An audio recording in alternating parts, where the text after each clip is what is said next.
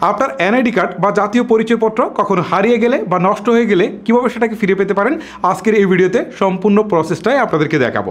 মূল ভিডিওতে যাওয়ার আগে আপনাদেরকে বলছি এরকম প্রয়োজনীয় ভিডিওগুলো কিন্তু প্রতিদিনই আমাদের চ্যানেলে আপলোড হচ্ছে। সো পরবর্তীতে এরকম প্রয়োজনীয় ভিডিওগুলোকে মিস না করতে চাইলে অবশ্যই আমাদের চ্যানেলটিকে সাবস্ক্রাইব করে ভিডিওর পরবর্তী অংশটুকু কন্টিনিউ করবেন।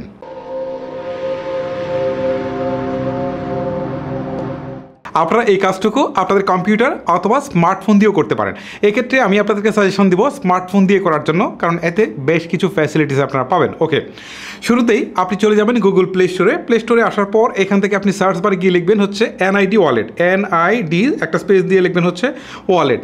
লেখার পর আপনার সামনে এনআইডি ওয়ালেটের যে অ্যাপ্লিকেশনটুকু আসবে এইটাকে জাস্ট হচ্ছে আপনারা ইনস্টল করবেন। ইনস্টল করার পর এখানে আপনার কাজ শেষ। এখন আপনি হোমে ব্যাক করে চলে আসেন। এখন আপনি চলে যাবেন ক্রোম ব্রাউজারে, যে কোনো একটি ব্রাউজারে যেতে পারেন। এক্ষেত্রে আমি ক্রোমটাকে সাজেস্ট করবো। ওকে, আমি ক্রোমে আসছি। ক্রোমে আসার পর এখান থেকে আমি সার্চ বারে গিয়ে লিখবো সার্ভিসেস NIDW.gov.bd। ওকে, এইটা লিখে আপনার সার্চ করবেন। এখন দেখবেন www.services.NIDW.gov.bd এই ওয়েবসাইটটুকু চলে আসবে। এটা কিন্তু আমি আমার ভিডিও ডিসক্রিপশন বক্সেও দিয়ে দিব, ঠিক আছে? সেখান থেকে ক্লিক করে আপনারা সরাসরি প্রবেশ করতে পারেন। এখন দেখেন এখানে দেখাচ্ছে অ্যাকাউন্ট নেই, রেজিস্টার করুন। এই অপশনটাতে আপনারা একটা ক্লিক করবেন। ক্লিক করার পর এখান থেকে জাতীয় পরিচয়পত্রের নাম্বার দিতে হবে, অথবা যদি জাতীয় পরিচয়পত্র নাম্বার এখন না হয়ে থাকে, ফর্ম নাম্বার থাকে, তাহলে সেটাও দিতে হবে। ওকে, আমার যেহেতু জাতীয় পরিচয়পত্র নাম্বার রয়েছে সেটা আমি দিয়ে দিচ্ছি। জন্ম তারিখটা আমি এখান থেকে দিয়ে দিচ্ছি, এখান থেকে আমি মাসটা দিয়ে দিচ্ছি, এখান থেকে আমি বছরটা দিয়ে দিচ্ছি।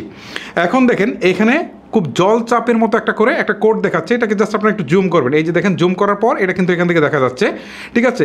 এখন এই কোডটা এখানে বসিয়ে দিবেন। ওকে, আমি এখানে বসিয়ে দিচ্ছি M, তারপরে হচ্ছে 2, তারপরে হচ্ছে Y, তারপরে হচ্ছে AY।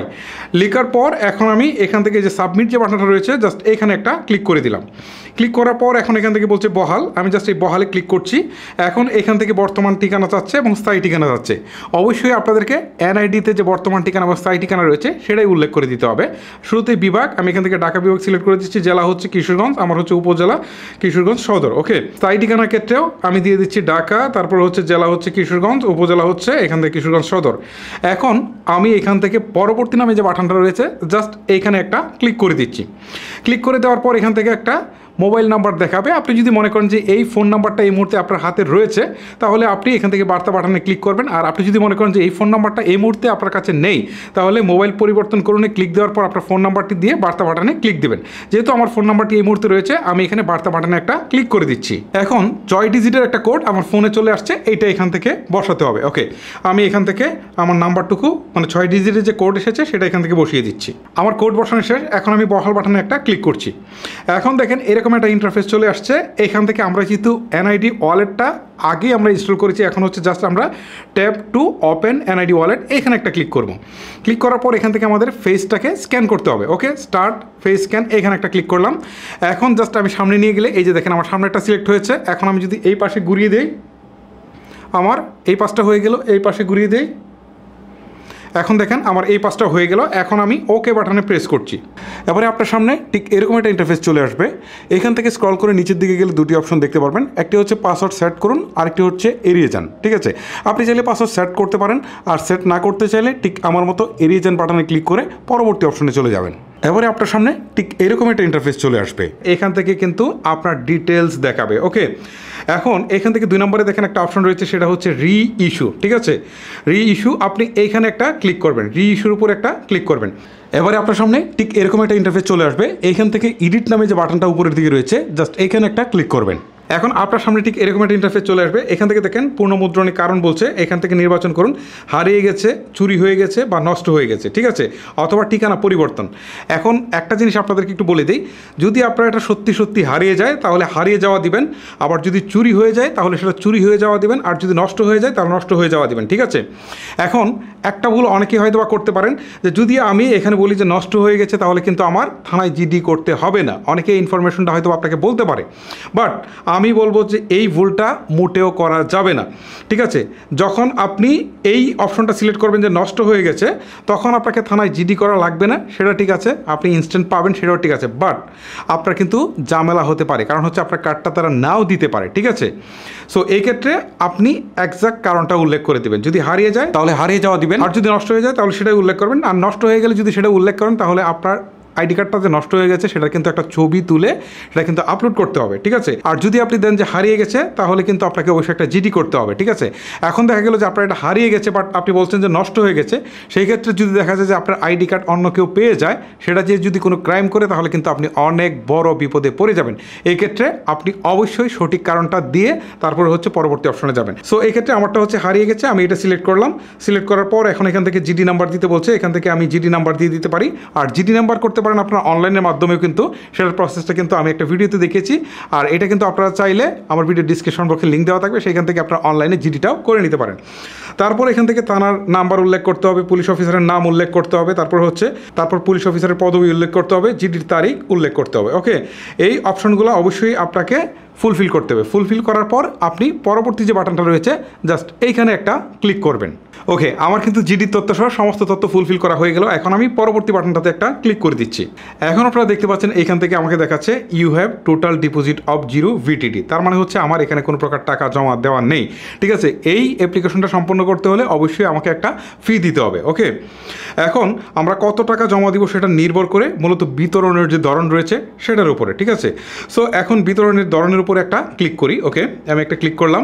ক্লিক করার পর এখন দেখেন এখান থেকে দেখাচ্ছে রেগুলার হলে টাকা কম লাগবে, আবার যদি হচ্ছে আর্জেন্ট হয় তাহলে কিন্তু টাকা বেশি লাগবে, ঠিক আছে।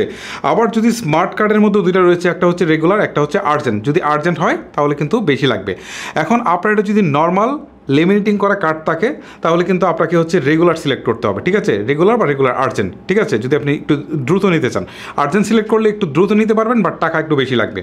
আর যদি আপনি স্মার্ট কার্ড পেয়ে যান, স্মার্ট কার্ড যদি হারিয়ে যায় অথবা নষ্ট হয়ে যায় তাহলে কিন্তু আপনি এখান থেকে স্মার্ট কার্ড সিলেক্ট করবেন। আর যদি স্মার্ট কার্ড দ্রুত নিতে চান তাহলে হচ্ছে সেটা আর্জেন্ট স্মার্ট কার্ড সিলেক্ট করবেন। ওকে, আমি এই ক্ষেত্রে শুধুমাত্র রেগুলারটা সিলেক্ট করছি। সিলেক্ট করার পর এখন এখান থেকে আমি পরবর্তী বাটনটাতে একটা জাস্ট ক্লিক করছি।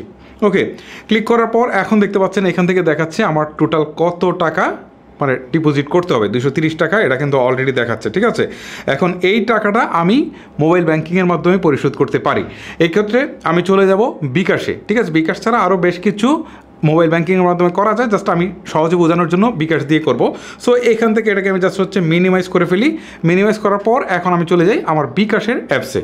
ওকে, অলরেডি আপনারা দেখতে পাচ্ছেন যে আমি আমার বিকাশের অ্যাপসে চলে আসছি। আপনারা হয়তো বা জানেন যে বিকাশের অ্যাপসে আসলে কীভাবে লগ ইন করতে হয়। সো বিকাশের অ্যাপসে এখানেও কিন্তু আপনাকে টাকা থাকতে হবে, ঠিক আছে। এখানে আপনারা ন্যূনতম 230 টাকা রাখবেন। ওকে, এখন এখান থেকে বিকাশের অ্যাপসে আসার পর নিচের দিকে দেখেন একটা অপশন রয়েছে বিল পে নামে, এই বিল পেতে একটা ক্লিক করছি। পেমেন্টে ক্লিক করার পর এখন দেখেন এখান থেকে একটা অপশন রয়েছে নিচের দিকে এনআইডি সার্ভিসেস, ঠিক আছে। এইখানে একটা ক্লিক দিলাম।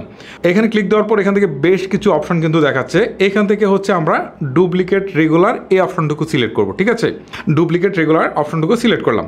এখন এখান থেকে এনআইডি কার্ডের নাম্বার চাচ্ছে, আমি এখান থেকে নাম্বারটুকু দিয়ে দিচ্ছি। ওকে, নাম্বারটুকু দিয়ে দেওয়া শেষ।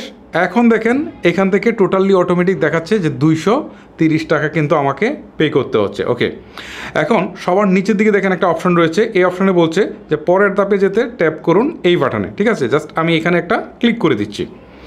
ক্লিক করার পর এখন বিকাশের পিন নাম্বারটুকু চাচ্ছে, আমি এখান থেকে আমার পিন নাম্বারটুকু দিয়ে দিচ্ছি।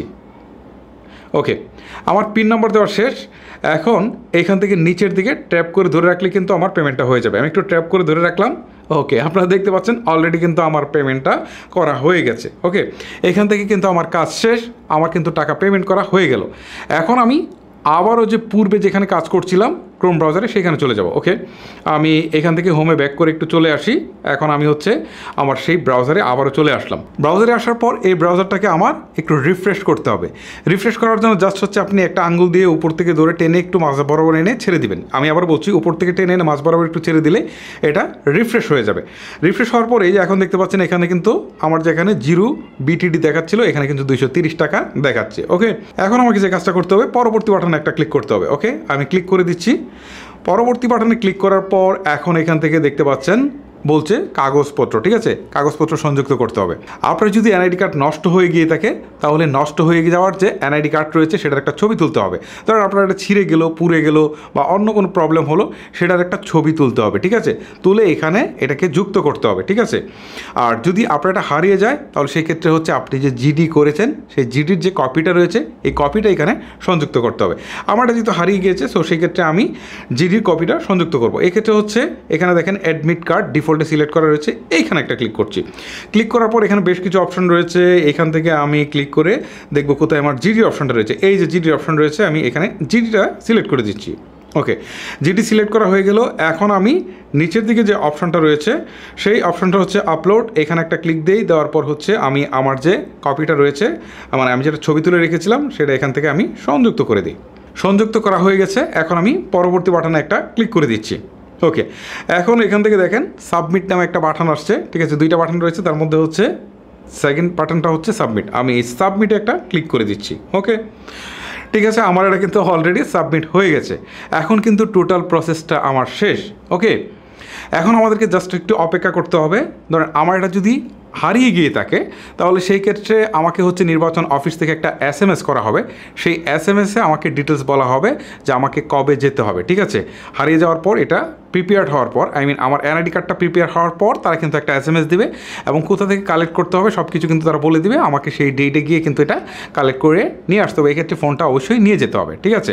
আর আমার এটা যদি নষ্ট হয়ে যেয়ে থাকে তাহলে কিন্তু কদিন পরেই যদি আমি এখানে আবার নতুন করে লগ ইন করি, ঠিক আছে, আমি আমার হচ্ছে ফোন নাম্বার এবং আমার হচ্ছে পাসওয়ার্ড বা হচ্ছে আমার ID দিয়ে বা হচ্ছে লগ ইন করি, তাহলে কিন্তু আমি এখান থেকে আমার NID কার্ডটা ডাউনলোড করে নিতে পারবো, ঠিক আছে। ডাউনলোড করার পর আমি কিন্তু সেটাকে জাস্ট হচ্ছে কোনো একটা কম্পিউটারের দোকান থেকে প্রিন্ট দিয়ে লেমিনেটিং করে আমি কিন্তু সেটাকে ইউজ করতে পারবো, ঠিক আছে, সাময়িক ইউজ করতে পারবো। পরবর্তীতে আমি কিন্তু আমার নির্বাচনের অফিস থেকে সেটার মেইন কপিও কিন্তু কালেক্ট করতে পারবো। ওকে, এই ছিল আসলে মূল প্রসেস। এভাবে যদি আপনারা অনলাইনে আসলে টোটাল বিষয়টাকে সাবমিট করে দেন তাহলে কিছুদিন পর আপনার এটা যদি হারিয়ে যায় বা নষ্ট হয়ে যায় বা আপনার এটা যদি চুরি হয়ে যায় তাহলে কিন্তু তারাই কিন্তু নির্বাচন অফিস থেকে আপনাকে SMS দিবে। SMS-এর মাধ্যমেই আপনারা কিন্তু গিয়ে সেই মূল কপিটা কালেক্ট করে নিয়ে আসবেন। গাইস, এই ছিল মূল প্রসেস। এছাড়াও যদি আপনার কোনো কিছু জানার থাকে সেটা অবশ্যই আমাকে নিজে কমেন্ট করে জানাতে পারেন। আমি চেষ্টা করবো আপনাদের প্রত্যেকটা প্রশ্নের উত্তর দেওয়ার জন্য। আজকের মতো আমি হিমেল এখানে বিদায় নিচ্ছি। সবাই ভালো থাকবেন, সুস্থ থাকবেন। আল্লাহ হাফেজ।